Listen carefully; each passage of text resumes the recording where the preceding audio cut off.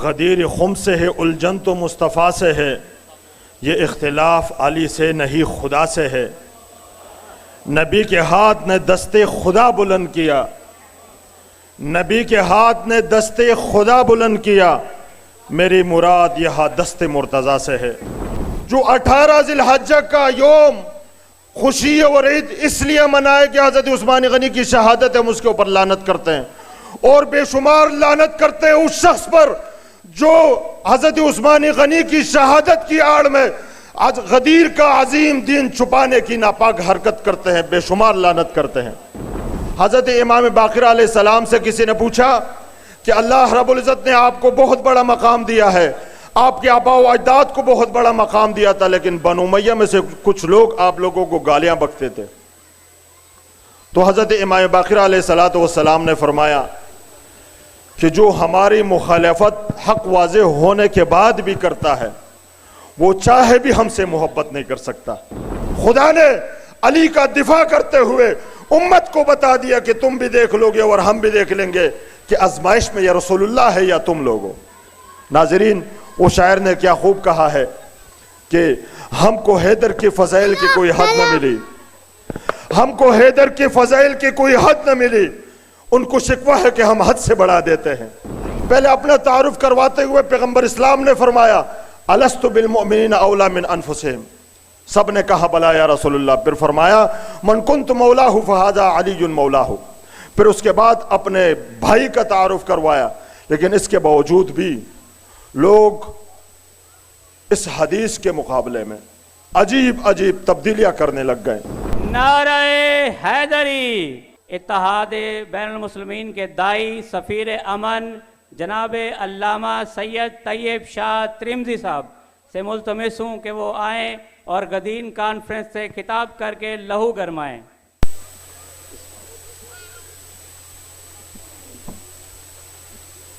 الحمدللہ رب العالمین والصلاة والسلام علی جد الحسن والحسین وعلی آلہ واصحابہ اجمعین، اما بعد، فقال اللہ تعالی یا ایہا الرسول بلغ ما انزل الیک من ربک وَإِن لَّمْ تَفْعَلْ فَمَا بَلَّغْتَ رِسَالَتَهُ وَاللَّهُ يَعْصِمُكَ مِنَ النَّاسِ۔ صدق اللہ العظیم۔ عن زید بن ارقم قال رسول اللہ صلی اللہ علیہ وآلہ وسلم من کنت مولاہ فہذا علی مولاہ، او کما قال علیہ الصلوۃ والسلام۔ غدیر خم سے ہے الجھن تو مصطفیٰ سے ہے، غدیر خم سے ہے الجھن تو مصطفیٰ سے ہے، یہ اختلاف علی سے نہیں خدا سے ہے۔ نبی کے ہاتھ نے دستے خدا بلند کیا، نبی کے ہاتھ نے دستے خدا بلند کیا، میری مراد یہاں دست مرتضیٰ سے ہے۔ ناظرین، وقت کی نزاکت کو مد نظر رکھتے ہوئے چند باتیں عرض کر کے اجازت چاہوں گا۔ غدیر کا واقعہ اسلام کا وہ عظیم واقعہ ہے کہ جہاں 1.25 لاکھ صحابہ کرام کے سامنے سرور کائنات نے ایک بڑے جلسے کا انعقاد کر کے پالان کے منبر پر سب صحابہ کرام کے سامنے علی کا ہاتھ بلند کر کے علی کی شان بیان کی اور ان کا تعارف کروایا۔ ناظرین، ایک سوال اور ایک الجھن دور کرنا چاہوں گا۔ پہلی بات مجھے سچ سچ بتانا ہے آپ نے، جو میری سوچ اور میری فکر ہے کہ 18 ذی الحجہ جو آج ہم خوشی مناتے ہیں، میری اپنی سوچ اور فکر یہ ہے کہ یہ اس وقت اس دن کی علی کی فضائل اور علی کی حاکمیت کے اعلان کا دن تھا۔ یہ وہ دن تھا کہ جس دن تکمیل اسلام ہوئی تھی۔ لیکن آپ سے ایک اجازت چاہوں گا اور ایک سوال کروں گا۔ وہ سوال یہ ہے کہ جو ہم پر الزام لگایا جاتا ہے کہ 18 ذی الحجہ کو یہ لوگ حضرت عثمان غنی خلیفہ سوم کی شہادت پر خوشی مناتے ہیں، ایسا تو نہیں ہے نا؟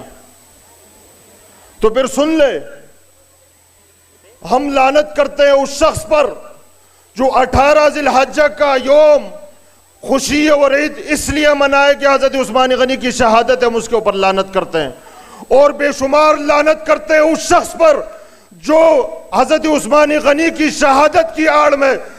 غدیر کا عظیم دین چھپانے کی ناپاک حرکت کرتے ہیں، بے شمار لعنت کرتے ہیں۔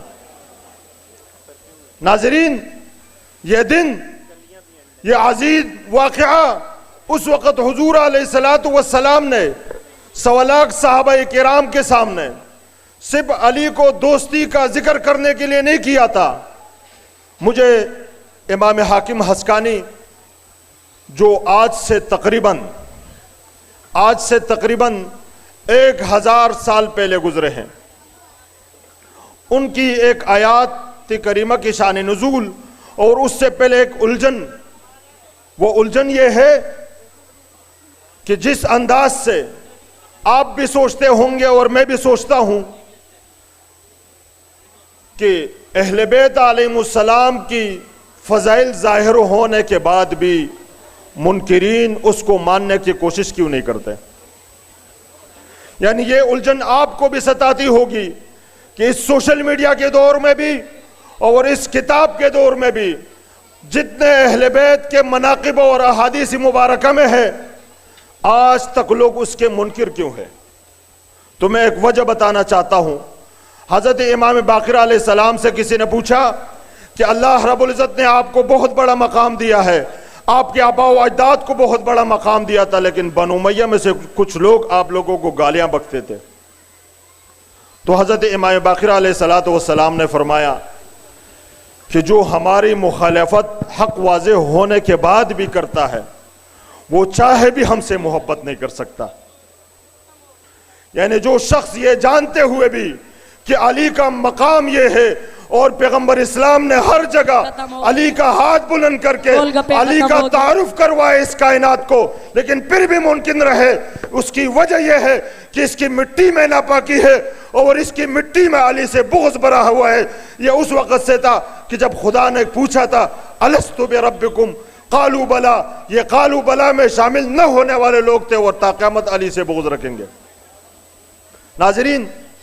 قرآن کریم کی ایک آیات ہے فَسَتُبْصِرُونَ وَيُبْصِرُونَ بِأَيِّكُمُ الْمَفْتُونَ۔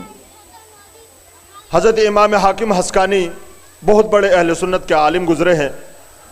وہ فرماتے ہیں کہ ایک مرتبہ حضور علیہ السلام محفل میں آئے، صحابہ کرام بیٹھے ہوئے تھے، صحابہ کرام سے تذکرہ ہو رہا تھا، تو اتنے میں حضرت مولا علی علیہ السلام تشریف لائے۔ ذرا متوجہ ہو، ایک محفل میں صحابہ کرام کے ہوتے ہوئے حضرت علی جب تشریف لائے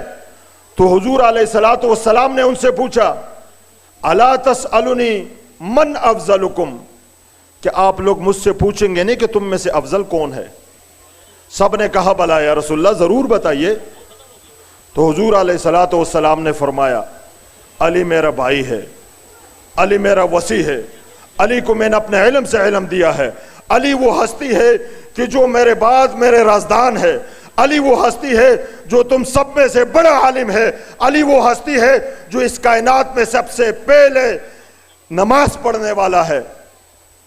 تو اس میں کچھ لوگوں نے کہا لقد افتتن علی رسول اللہ، کہ رسول اللہ کو علی نے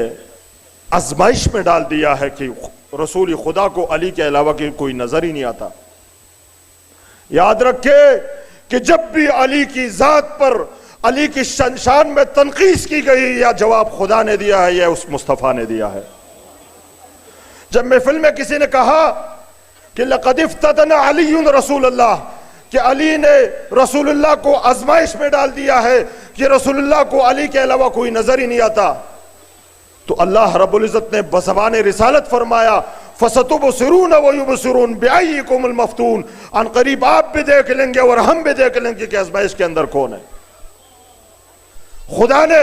علی کا دفاع کرتے ہوئے امت کو بتا دیا کہ تم بھی دیکھ لو گے اور ہم بھی دیکھ لیں گے کہ آزمائش میں یا رسول اللہ ہے یا تم لوگو۔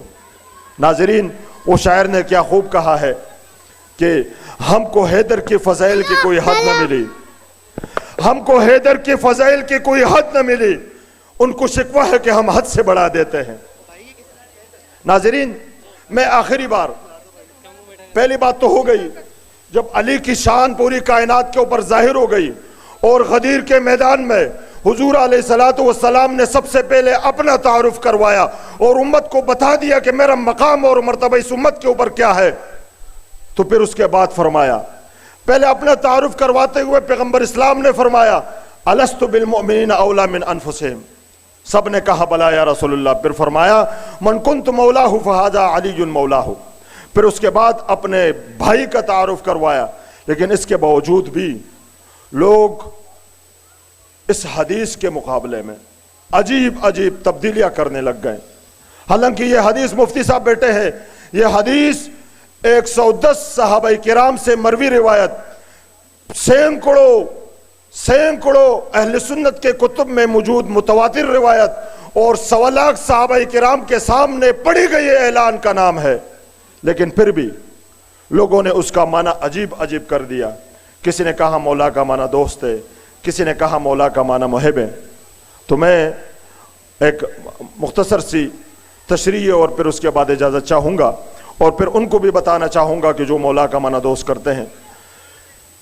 حضور علیہ السلام نے جب اپنا تعارف کروایا کہ میں تم میں سے زیادہ اس کائنات میں تم لوگوں کی جانوں پر زیادہ تصرف کا حقدار نہیں ہوں، سب نے کہا یا رسول اللہ، اور اسی وقت فرمایا من کنت مولاہ فہذا علی مولاہ، جو حق جو مقام تم مجھے دیتے ہو میرے بعد تم نے وہ مقام علی کو دینا ہے۔ لیکن پھر بھی لوگوں نے اس کا معنی دوست کا کر دیا، اور پھر یہ بھی نہیں سمجھتے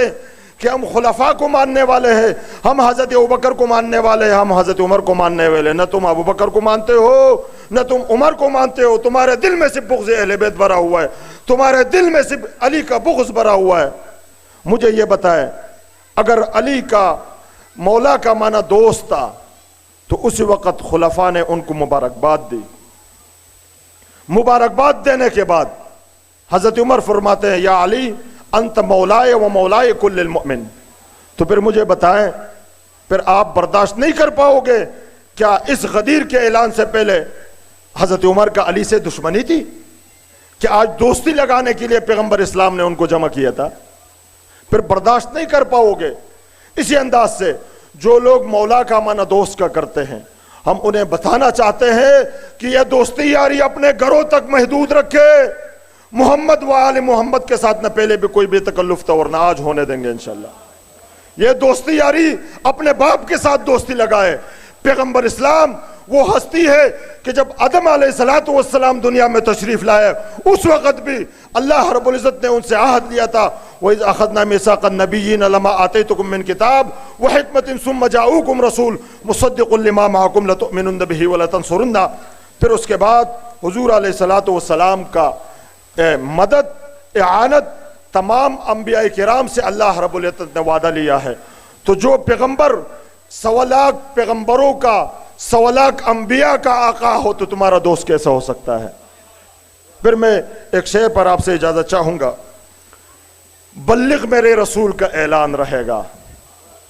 بلغ میرے رسول کا اعلان رہے گا، من کنت علی مولا کا فرمان رہے گا۔ اے معنی مولا میں الجھتے ہوئے ملا، تو حشر تلک یوں ہی پریشان رہے گا۔ والسلام ورحمت اللہ، جزاکم اللہ خیر۔